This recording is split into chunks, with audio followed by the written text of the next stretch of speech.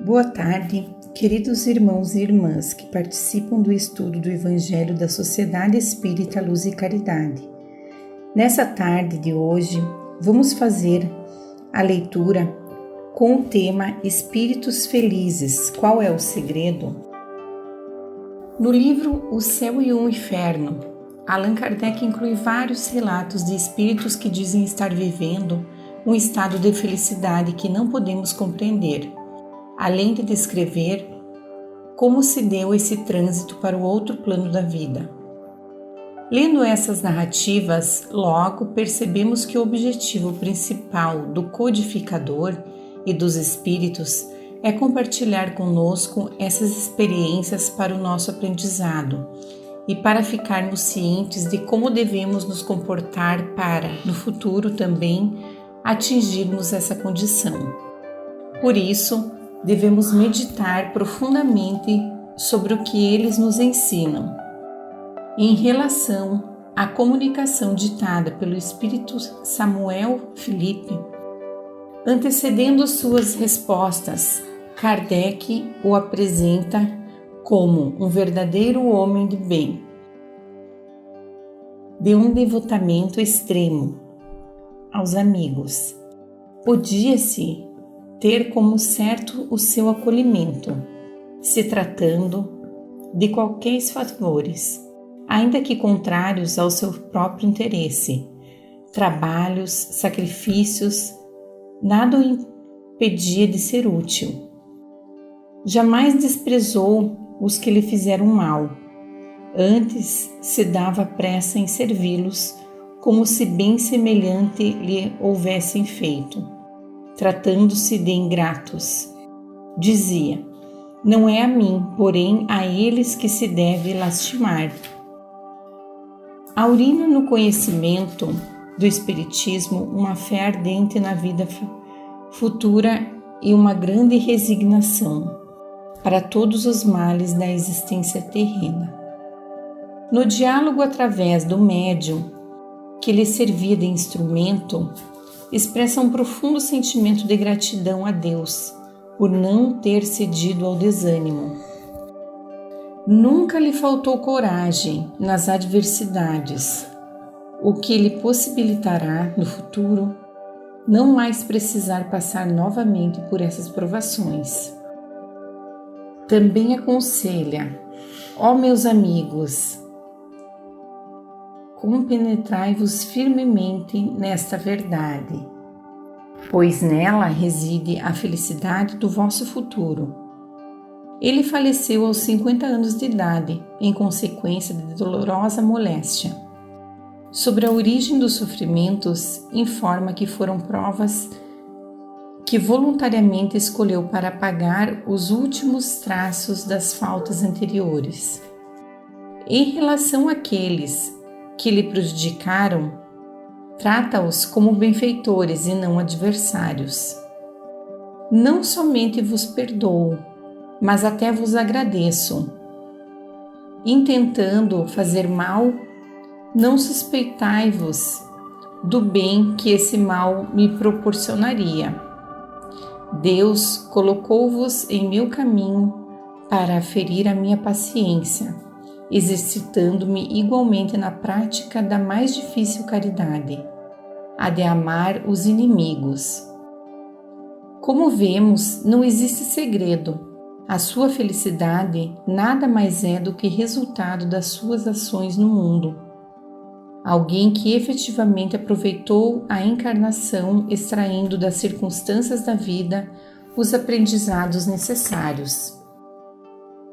Em O Evangelho segundo o Espiritismo, encontramos a relação das virtudes que caracterizam um homem de bem, qualidade citada pelo codificador, que, acima de tudo, é o que cumpre a lei de justiça, de amor e de caridade na sua maior pureza. Lei que resume todos os nossos deveres para com Deus, consigo próprio e com o próximo. No Evangelho de Jesus, encontramos um completo roteiro para a felicidade, embasado no amor ao próximo, no perdão e na caridade. Fazer aos outros apenas o que gostaríamos que nos fizessem, eis o caminho seguro do bem proceder. Ações que estão ao alcance de todos. Ninguém, independente das condições evolutivas atuais, está impossibilitado de praticar os ensinamentos do Cristo, que preferencialmente se dirigia aos simples e humildes. Enquanto estamos aqui na matéria, aproveitemos mais essa preciosa oportunidade concedida pela bondade e misericórdia divina, para que avancemos espiritualmente. Todas as condições são favoráveis. O que falta para muitos de nós é perceber, como Samuel, que o desafio, a contrariedade, a doença, o obstáculo, a carência são as ferramentas que precisamos para o desenvolvimento das virtudes que nos faltam. Confiemos em Deus, que sabe que é o melhor para nós e sempre nos fortalecerá da resignação, na coragem e na fé. Busquemos seguir os ensinamentos de Jesus para que o dia que a vida nos convocar para o outro plano, possamos também chegar lá agradecidos pelas experiências aqui vividas e colhendo o fruto maduro do esforço próprio. O Céu e o Inferno, de Allan Kardec, segunda parte, capítulo 2. Boa tarde, irmãos e irmãs do grupo de estudo das quartas-feiras. Sou Adriana, farei a leitura do Evangelho, o capítulo 19, A fé transporta montanhas. Itens 6 e 7. A fé religiosa, condição da fé inabalável. Do ponto de vista religioso, a fé é a crença dos dogmas particulares que constituem as diferentes religiões. Todas as religiões têm os seus artigos de fé. Sob este aspecto, a fé pode ser raciocinada ou cega. A fé cega, não examinando nada, aceita sem controle o falso como verdadeiro e se choca a cada passo contra a evidência e a razão, levada ao excesso, produz o fanatismo. Quando a fé repousa sobre o erro, ela se destrói cedo ou tarde. A que tem por base a verdade é a única segura do futuro, porque não tem nada a temer do progresso das luzes, já que o que é de verdade, na obscuridade, o é igual em plena luz. Cada religião pretende estar na posse exclusiva da verdade. Preconizar a fé cega sobre um ponto de crença é confessar impotência em demonstrar que se tem razão. Diz-se vulgarmente que a fé não se prescreve. Daí muitas pessoas dizem que não é por sua culpa, se não tem fé. Sem dúvida, a fé não se prescreve. E o que é ainda mais justo, a fé não se impõe. Não, ela não se recomenda, mas se adquire. E não há ninguém que esteja privado de possuí-la, mesmo entre os mais refratários. Falamos das verdades espirituais fundamentais e não desta ou daquela crença particular. Não cabe à fé ir a eles, mas a eles irem ao encontro da fé. E se a procuram com sinceridade, a encontrarão. Tende, pois, por certo que aqueles que dizem: não queríamos nada melhor do que crer, mas não o podemos, o dizem dos lábios e não do coração. Por que em dizendo isso tampam os ouvidos? As provas, entretanto, se multiplicam ao seu redor. Porque, pois, se recusam a vê-las? Nuns é negligência, em outros, medo de serem forçados a mudar seus hábitos. Na maioria, é o orgulho que recusa reconhecer uma potência superior, porque lhes seria preciso inclinar diante dela. Em certas pessoas, a fé parece de alguma sorte inata. Uma centelha basta para desenvolvê-la. Essa facilidade em assimilar as verdades espirituais é um sinal evidente de progresso anterior. Em outros, ao contrário, elas não penetram, senão com dificuldade, sinal não menos evidente de uma natureza atrasada. Os primeiros já creram e compreenderam, trazem ao renascer a intuição do que sabiam, sua educação está feita. Os segundos têm tudo a aprender, sua educação está por fazer. Ela se fará e, se não ficar concluída nesta existência, o estará em outra. A resistência do incrédulo, é preciso nisso convir, prende-se frequentemente menos a ele do que a maneira pela qual se lhes apresentam as coisas. A fé é preciso uma base, e essa base é a inteligência perfeita daquilo em que se deve crer. Para crer, não basta ver, é preciso, sobretudo, compreender. A fé cega não é mais desse século. Ora, é precisamente o dogma da fé cega que faz hoje o maior número de incrédulos, porque quer se impor e exige a abdicação de uma das mais preciosas prerrogativas do homem, o raciocínio e o livre-arbítrio. E essa fé, contra a qual sobretudo se obstina o incrédulo, é da qual é verdadeiro dizer que não se prescreve, não admitindo provas. Ela deixa no espírito um vago de onde nasce a dúvida. A fé raciocinada, a que se apoia sobre os fatos e a lógica, não deixa atrás de si nenhuma obscuridade. Crê-se porque se está certo, e não se está certo senão quando se compreendeu. Eis porque ela não se dobra, porque não há fé inabalável, senão aquela que pode encarar a razão face a face em todas as épocas da humanidade. É a esse resultado que o Espiritismo conduz e triunfa também da incredulidade, todas as vezes que não encontra oposição sistemática interessada. Olá, meus queridos irmãos e irmãs do grupo de estudos do Evangelho em áudio das quartas-feiras. É com muita alegria que chegamos ao nosso 90º Evangelho em áudio. 90, vejam só que maravilha! E hoje, então, temos aqui, nos auxiliando nesse Evangelho, para que fiz a abertura, nossa irmã Michele. O Evangelho foi lido pela nossa irmã Adriana. Ela leu sobre o capítulo 19, a fé transporta montanhas, o item 6 e 7, a fé religiosa, a condição da fé inabalável. Agora vamos fazer um breve comentário e após o encerramento e radiação com a nossa irmã Thaís.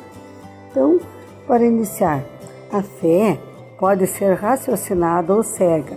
A fé cega, quando levada ao excesso, o que ela produz? O fanatismo. Mas, como está sobre um erro, cedo ou tarde se destrói. A fé que tem por base a verdade não tem nada a temer. O que é verdadeiro na obscuridade o é igualmente em plena luz. É bem verdade tudo isso, né? Vamos só confirmar. A fé não se prescreve, não se impõe e não se recomenda, mas todos podem possuí-la, mesmo os mais teimosos e céticos. Isso é bem verdade. Ninguém impõe a fé, ninguém bota a força, a fé na outra pessoa, né? Aqueles que dizem que gostariam de crer, mas não conseguem, dizem só dos lábios, tapando os ouvidos. Porque mesmo com todas as provas, eles se recusam em vê-las? Nuns é a negligência, pois tem medo de ter que mudar seus hábitos, mas a maioria é o orgulho, por não querer admitir uma potência superior. Sempre o nosso orgulho, né, irmãos? E por que em alguns a fé se desenvolve com facilidade? É porque é sinal de progresso obtido em uma encarnação anterior. Aí está a prova da reencarnação. Por que então que há tanta resistência no incrédulo? Não é tanto culpa dele, mas da maneira como as coisas lhe foram apresentadas. A fé deve ter por base a inteligência, e para crer não basta ver, é preciso, acima de tudo, compreender. Então, muitas vezes não é culpa da pessoa, a maneira como foi passado para ela, querendo ser imposta, querendo ser forçada. Então, a pessoa tem que, não adianta só ver aquilo, ela tem que entender, compreender tudo. Aí sim, ela admite, ela entende tudo, ela aceita. E a fé raciocinada é aquela que se apoia sobre os fatos e a lógica, e sobre a verdade. Por quê? Não há fé inabalável, senão aquela que pode encarar a razão face a face, em todas as épocas da humanidade. Então, essa é uma frase muito conhecida, esse dizer, né, que o de Kardec nos deixou essa referência muito forte sobre a fé. Então, que a fé, ela pode encarar, é aquela única, né, que pode encarar face a face a verdade, mesmo que passe anos, milênios, ela é a mesma, né? Então ela aguenta firme, que nem a parte do ensino moral de Jesus, que está no nosso Evangelho. Então esse é um pequeno comentário sobre essa leitura de hoje. Agora passamos a nossa irmã Thaisa, que vai fazer a parte final da irradiação e o encerramento com os agradecimentos. Que assim seja, fiquem com Deus. Boa tarde, irmãos e irmãs. Vamos agradecer pela oportunidade de estarmos unidos em oração, em reflexão sobre os ensinamentos das palavras de Jesus. Vamos irradiar tudo, então, que recebemos, agradecidos. Vamos pedir que das mãos de Jesus, lá do alto, venha uma luz muito forte, muito brilhante, e essa luz se intensifica e fica cada vez mais brilhante. E ela envolve a todos nós que estamos em oração, envolve a todos os irmãos que nos acompanham nesse estudo do Evangelho, os encarnados e os desencarnados. Então, já que recebemos todas essas luzes, todas essas vibrações, vamos então irradiar para todas as palmeiras das missões, para todos os lugares onde se acham necessários, em todos os lugares em que precisam de luz, em que precisam de bálsamos, de amor, que então todos os seres sejam banhados de todas essas luzes, intensificando o amor em cada lar, intensificando o amor em cada um de nós, que possamos amar a todos, sem distinção, com nossas palavras, com nossos gestos, com nossas ações. Assim, estamos com toda a nossa cidade cheia de pontinhos de luzes e bálsamos de bênçãos vindos das mãos do nosso querido Jesus. Assim, vamos finalizar então o nosso Evangelho. Muito obrigado, que assim seja.